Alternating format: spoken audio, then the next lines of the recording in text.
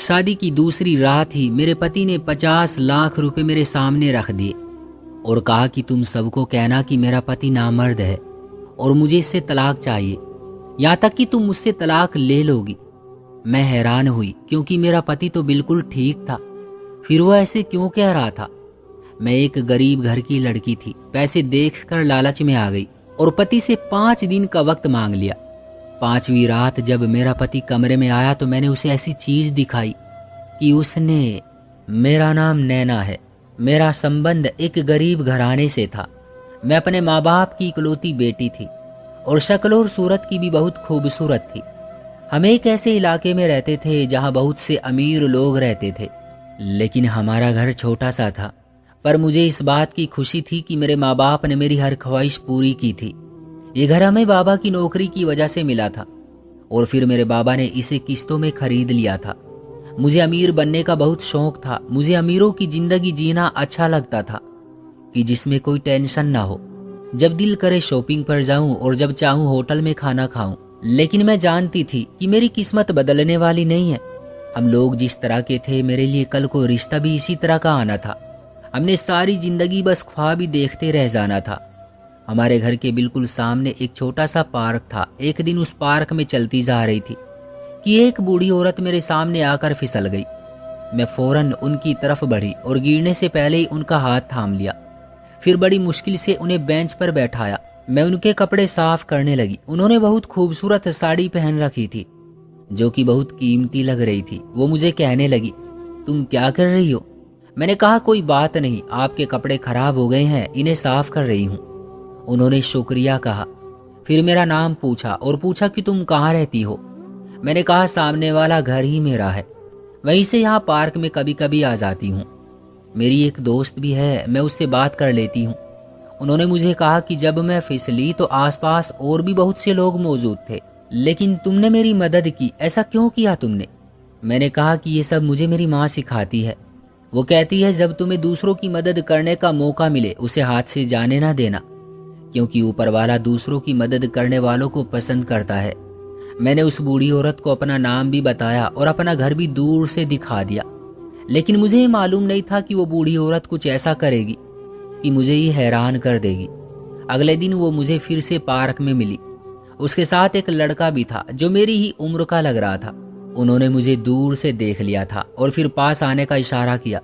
मैं भी उनके पास चली गई। मैंने उनको प्रणाम किया। वो मुझे ऐसे मिली जैसे सदियों से मुझे जानती है और फिर मेरा परिचय उस लड़के से करवाया जो उनका बेटा था। इसका नाम मनीष है। बूढ़ी औरत ने मुझे कहा, तुम तो मेरे बेटे मनीष को अपना दोस्त समझो और इसके साथ बातें करो। मुझे बात बहुत अजीब लगी। मैंने कहा, मुझे घर जाना है, मैं काफ़ी देर से यहाँ आई हूँ। आज भी मेरी दोस्त नहीं आई थी, इसलिए मुझे जल्दी वापस जाना था। उन्होंने देख लिया कि मैं घबरा रही हूँ। उन्होंने कहा कि ठीक है, तुम थोड़ी देर मेरे साथ बैठ जाओ, फिर घर चली जाना। फिर वो बूढ़ी औरत मुझे कहने लगी, तुम जानती हो, तुम्हें परमात्मा बहुत बड़े पुण्य का काम करने का मौका देने वाला है। मैंने कहा, ऐसा कैसे हो सकता है और आपको कैसे पता कि मुझे पुण्य करने का मौका मिलने वाला है? वो पुण्य क्या होगा? मैंने भी उनसे ढेरों सवाल कर डाले।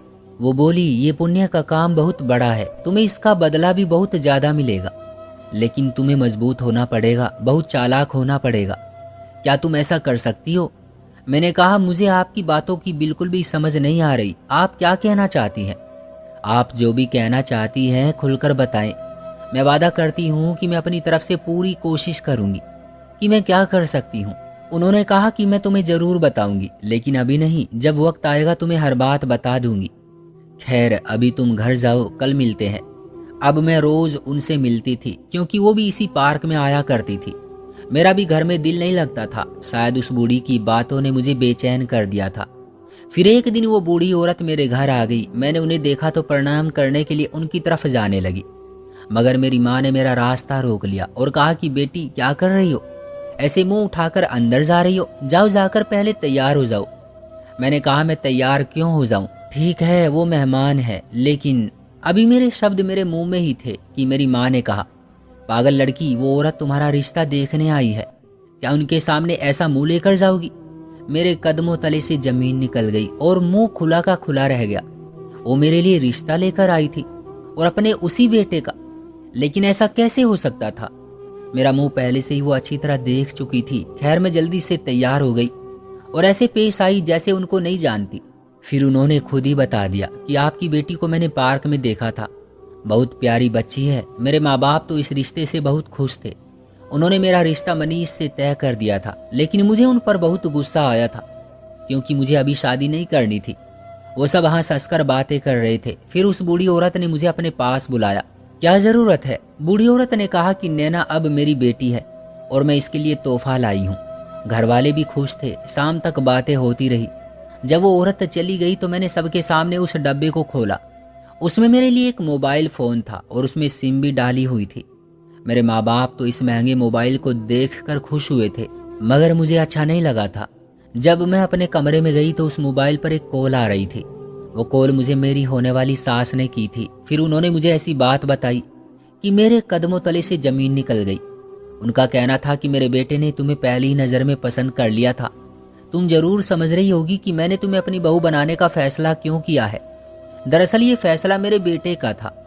वो तुम पर पहली नज़र में ही मर मिटा है, इसलिए मैं तुम्हारे घर रिश्ता लेकर आई थी और अब मैं तुम्हारी तरफ से हाँ का जवाब सुनना चाहती हूँ।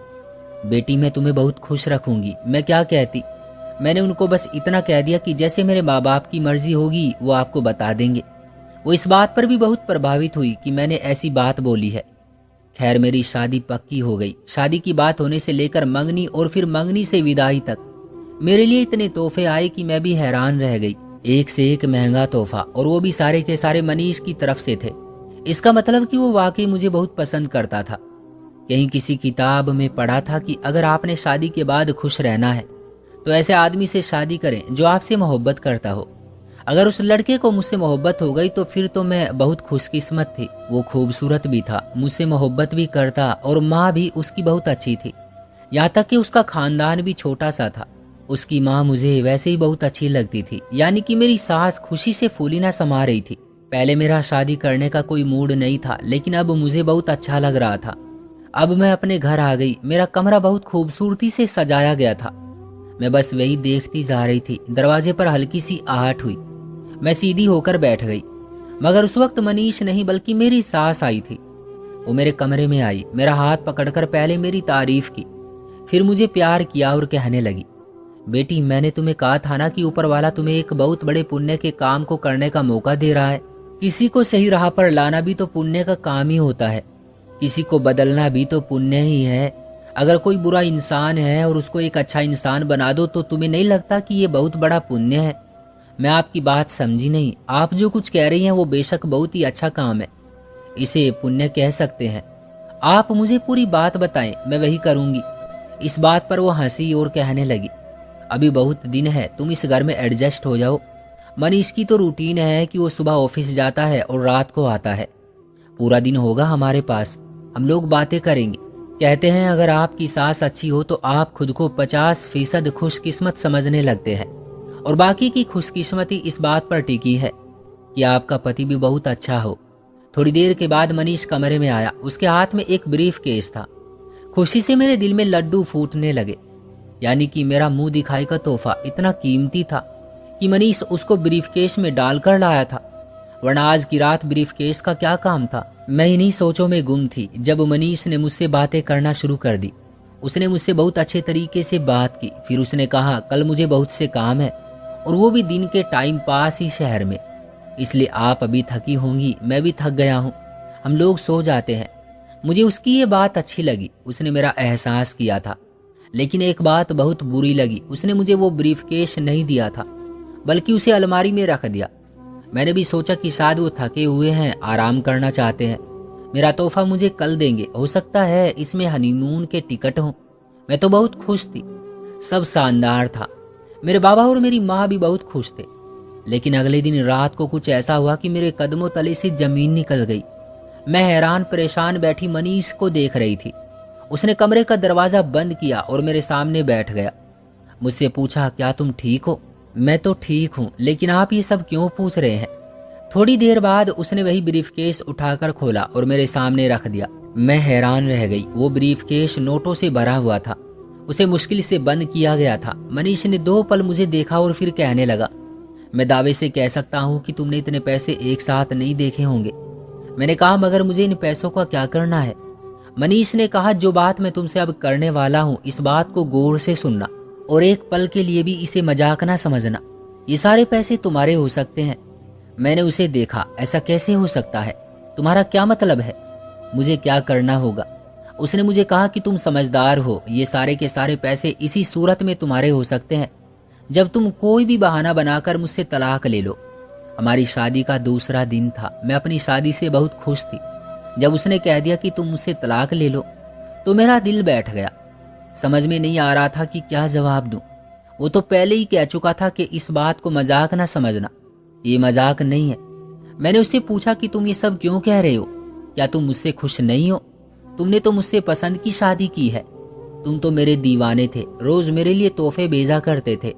अगर तुमने मुझसे शादी के दूसरे दिन यही कहना था कि मुझसे तलाक ले लो तो फिर तुमने मुझसे शादी क्यों की?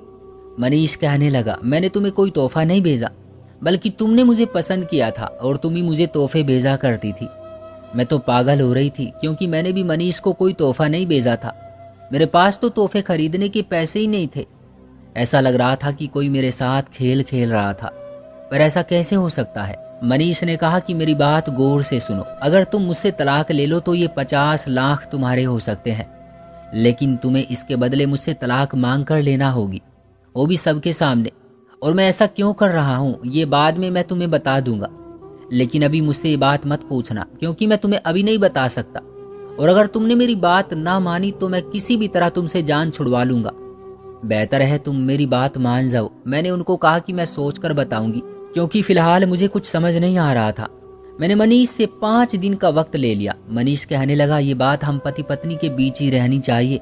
मैं उसकी बात पर हंसी और कहा कि मुझसे तलाक की बातें कर रहे हो, मेरी जिंदगी उजाड़ने की बातें कर रहे हो और कहते हो कि मैं किसी को बताऊं भी नहीं। मेरी आंखों में आंसू आ गए थे क्योंकि मैं बहुत दुखी हो गई थी। उसने कहा, मैं तुम्हारी जिंदगी बर्बाद नहीं करना चाहता, इसलिए अभी से अलग होना चाहता हूँ। इसे तुम जो मर्जी समझो, लेकिन मैं भी मजबूर हूँ। सारी रात मुझे नींद नहीं आई। अगले दिन भी मैं यही सोचती रही कि मनीष ने ऐसा क्यों कहा, और अगर उसने मुझे वो तोहफे नहीं भेजे थे तो फिर किसने भेजे थे? बल्कि वो तो कह रहा था कि मैंने भी उसे तोहफे भेजे हैं और ये भी कह रहा था कि मैं उससे तलाक मांग लूं। अगर वो चाहता तो 1 सेकंड में जबरदस्ती मुझसे तलाक ले लेता। तलाक के कागजात पर मुझसे साइन करा के अपनी जान छुड़ा सकता था। फिर वो मुझे इतनी बड़ी रकम क्यों दे रहा है? इन पैसों से मैं अपने लिए बहुत कुछ कर सकती थी। मैं इस रिश्तेदारी और शादी को भी भूल सकती थी क्योंकि इस शादी में मेरा दिल भी कभी नहीं था। बस मैं मनीष की दौलत को देखकर खुश हो गई थी। लेकिन दौलत तो मुझे मिल रही थी। अगर मैं अपनी अकल इस्तेमाल करती तो मैं 50 लाख से 50 करोड़ कमा सकती थी। मेरा दिमाग किसी मशीन की तरह चल रहा था। मगर मनीष ऐसे क्यों चाहता था कि मैं उससे तलाक मांग लूं? इस तरह तो उसकी बदनामी होगी। जाहिर है जब मैं उससे तलाक मांगती तो फिर उसकी कोई वजह भी बतानी पड़ेगी। सारे खानदान वाले और घर वाले मेरे पीछे पड़ जाएंगे। अगर मैं ये सब करके मनीष का नाम भी बदनाम करवाती और अपने आप को सबके सामने जलील भी करवाती तो मुझे पैसों से क्या खुशी मिल जानी थी? मुझे समझ नहीं आ रहा था कि मैं क्या करूं। मनीष ने कहा कि ये बात किसी को नहीं बताना, पर यह छुपाने वाली बात नहीं थी। फिर भी मैंने ये बात सबसे छुपाई। तीसरे दिन मैंने बहुत मजबूर होकर ये बात अपनी सास को बता दी, इसलिए क्योंकि उन्होंने मुझे रोते हुए देख लिया था। मुझे रोता देखकर वो पूरी तरह तड़प उठी कि मेरी नई नवेली बहू बेचारी रो रही है। उन्होंने मुझे अपनी कसम दी, तब जाकर मैंने उनको सब बता दिया। वो अपना सर पकड़कर एक तरफ बैठ गई और फिर मुझे कुछ ऐसा बताया कि मैं हैरान रह गई। और फिर वो दिन भी आ गया जब मेरे पति से मांगा हुआ वक्त भी खत्म हो गया था। रात के वक्त मनीष कमरे में आया। उससे पहले जो दिन भी गुजरे थे उसने कमरे में कदम नहीं रखा था। बस अपनी माँ के सामने मुझे बुलाता था, वो भी ऐसे जैसे मेरा दीवाना हो। मेरे पति ने मेरे सामने फिर से ब्रीफकेस रखा और कहा, उम्मीद है अब तुमने अपना फैसला कर लिया होगा, तो फिर बर्बाद करने के लिए मेरे पास बिल्कुल भी वक्त नहीं है। अब कोई ड्रामा ना करना, जो मैंने तुम्हें कहा है बस वो करो और बताओ तुम ये सब कैसे करोगी। मैंने कहा, ठीक है, जैसा तुम चाहते हो वैसा ही होगा, लेकिन इससे पहले मैं तुम्हें कुछ दिखाना चाहती हूँ। वो हैरान हुआ और कहा कि क्या ये इस वक्त करना जरूरी है? मैंने कहा, बिल्कुल, शायद इसके बाद तुम अपना फैसला बदल दोगे। मनीष ने कहा, ऐसा बिल्कुल नहीं हो सकता। मैंने भी अपने पति की आंखों के सामने एक ब्रीफकेस रखा जो उसके ब्रीफकेस से छोटा था। मनीष ने खोला तो वो आंखें फाड़े मुझे देखने लगा। शायद अब तुम अपना फैसला बदलने पर मजबूर हो जाओगे। मैंने कहा तो उसके पास कहने को कुछ नहीं था। मुझे मनीष की माँ की वो बात याद आई जो मुझे उन्होंने उस दिन बताई थी। उनका कहना था कि मैंने तुम्हारे नाम से मनीष को तोहफे भेजे और उसके नाम से मैं तुम्हें भेजती रही हूँ। मैं चाहती थी कि तुम लोग ये समझो कि तुम एक दूसरे से मोहब्बत करते हो, कि तुम दोनों में शादी से पहले ही मोहब्बत पैदा हो जाए ताकि तुम्हारा रिश्ता मजबूत हो जाए। याद है मैंने कहा था कि तुमने एक अच्छाई यानी पुण्य का काम करना है, किसी को ठीक करना है। असल में उस वक्त मैंने अपने बेटे की बात की थी। मेरे बेटे के पास बहुत दौलत है, लेकिन इसे दौलत की कदर नहीं है। वो इस दौलत को दोनों हाथों से उड़ा रहा है। मैंने उसके लिए एक वसीयत लिख दी थी जिसके मुताबिक जैसे ही उसकी शादी होगी उसकी सारी दौलत उसकी पत्नी के नाम हो जाएगी। यहाँ तक कि उसे अगर पैसे खर्च करना होंगे तो पत्नी के साइन के बगैर नहीं मिलेंगे। इसलिए वो तुम्हारे साथ चाल चल रहा था। तुम्हें पैसे देकर इस बात पर मजबूर करना चाहता था कि तुम खुद ही तलाक ले लो, क्योंकि इस वसीयत के मुताबिक ये तुमसे अपनी मर्जी से तलाक भी नहीं ले सकता था। अगर तुम तलाक मांगती तो ये कहता कि मैं क्या करूं जब ये मेरे साथ खुद ही नहीं रहना चाहती। इसकी आज़ादी इसको वापस मिल जाएगी। मैंने अपनी सास से कहा कि आप ऐसा नहीं करें, क्योंकि इस तरह तो आप इसकी शादियां ही करवाती रहेंगी और ये उनको पैसे दे देकर कुछ भी करके अपनी जिंदगी से निकालता रहेगा। सास ने मेरे कहने पर एक और वसीयत लिखी जिसके मुताबिक मनीष अपनी मर्जी की दौलत खर्च कर सकता था, लेकिन तब तक जब तक मैं उसके विवाह के बंधन में रहूंगी। बहुत अलग किस्म की वसीयत थी, लेकिन यही सच था। अब मेरा पति अपना सर पकड़कर बैठ गया। उसे कुछ समझ नहीं आ रहा था। मैंने उसे समझाया कि शादी का मतलब जिंदगी खत्म होना नहीं होता। मैं आपको पसंद करती हूँ, आपके साथ रहना चाहती हूँ, कभी भी आपको तंग नहीं करूंगी। मैं हमेशा आपका साथ देने की कोशिश करूंगी।